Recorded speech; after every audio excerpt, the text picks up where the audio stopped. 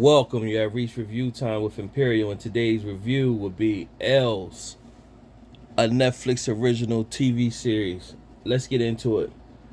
So, this is definitely subscribe to the channel, like the video. This is one of those ones that I probably wouldn't even care to review, but I watched it and it just came out, so I said, "What the heck?" But it is terrible, and they're playing off of it's Christmas time, and when you see something that says elves, people tune in because it's Christmas. But this is a terrible movie. This is up there with like Black Christmas and Krampus. So I think it's Krampus or whatever, where it's like the bad Santa Claus or whatever. Just a terrible, dumb movie. Has really nothing to do with Christmas. So you have a family who the mom and dad works all the time. They thought it would be good to go on a vacation with the family to get away from work. They go to a remote island where they got to take a ferry to get there, and the island is not around anything, no stores, no nothing. You got some town people there. It's very small, probably about a population about 20 people, and they got a little store that's not really even a store. And from day one, when the dad takes the liberty of detouring on the GPS and take a shortcut road flag. Upon taking that road, he hits something. Got out, doesn't know what he hit. So you have a guy named Mauler that pretty much shows up telling them they need to stay on the main road. And the little girl, so you already say kids will be kids, but she's annoying because she goes against the grain. Josefine, she goes against the grain the whole movie. You tell her one thing, she does the next.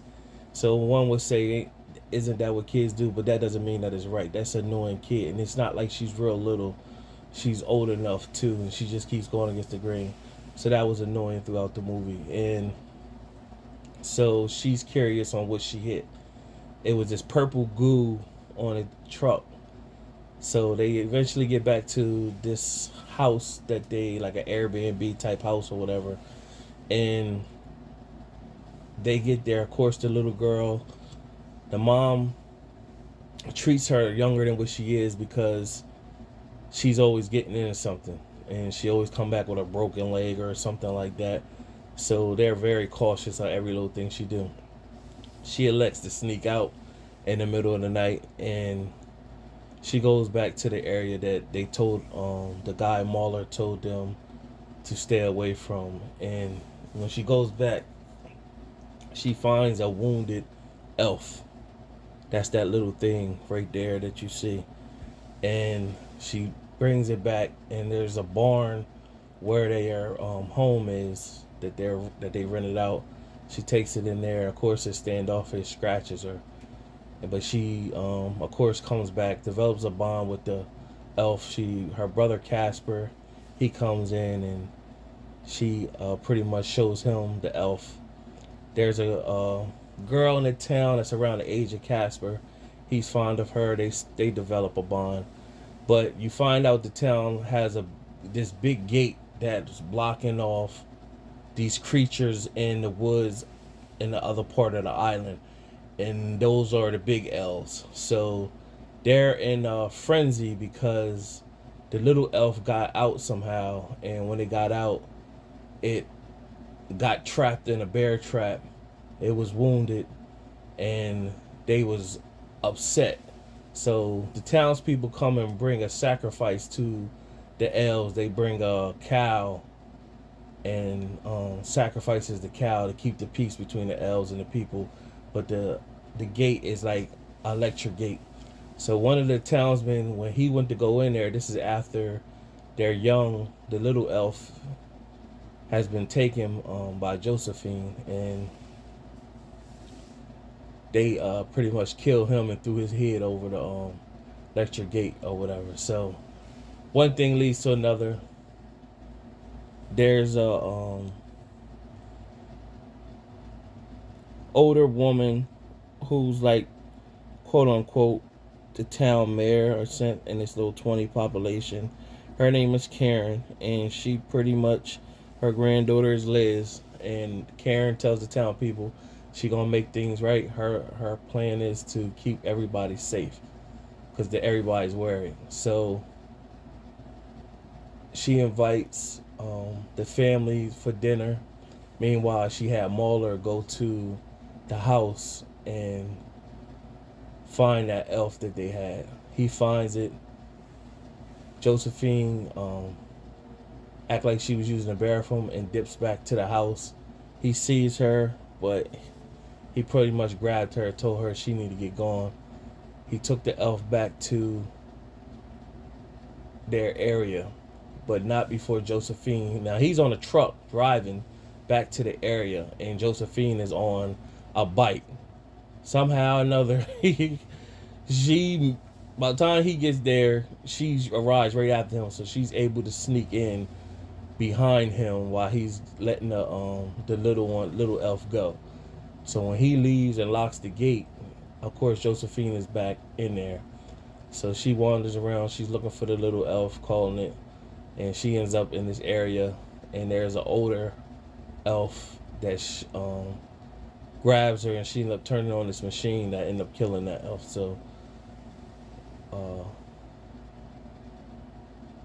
all heck break loose because the parents, the brother Casper, end up coming clean, telling everything what happened. So they believe she's behind the wall. Of course she is. So they're telling Mauler, "Hey, let us unlock that gate so we can get our daughter." He's like, "No, I can't do that." Of course, because he knows what's behind there. And so he has a gun. The dad charges him. Mauler shoots the gun on accident, and it hits the electric fence, which takes out the power. So they all know all heck gonna break loose now. So they gotta rush to get a backup generator. Not before they go in there and get Josephine, and then she realizes everything that she did because she realizes what's behind there. And so now the elves are breaking loose on the town and killing everybody in there. So it comes down to Karen pretty much saying she can make it right by sacrificing Josephine because she started all this. And when she goes to sacrifice her, the little elf comes out of nowhere and trying to help Josephine or whatever. And so she, of course, she already bonded with the elf. And then the parents come there. They come and trying to help Josephine along with Mauler. And Karen pretty much pulls the gun out like, "Hey, nah, she gotta die. She gotta be sacrificed." So Liz trying to tell her grandmother, "Don't do it." Then the big elf comes and jumps on Karen to kill her. They all run back to the car, and Josephine is pretty much saying to the little elf, "Come on, you can come with me. We could be together like, I promised or whatever. You could be free."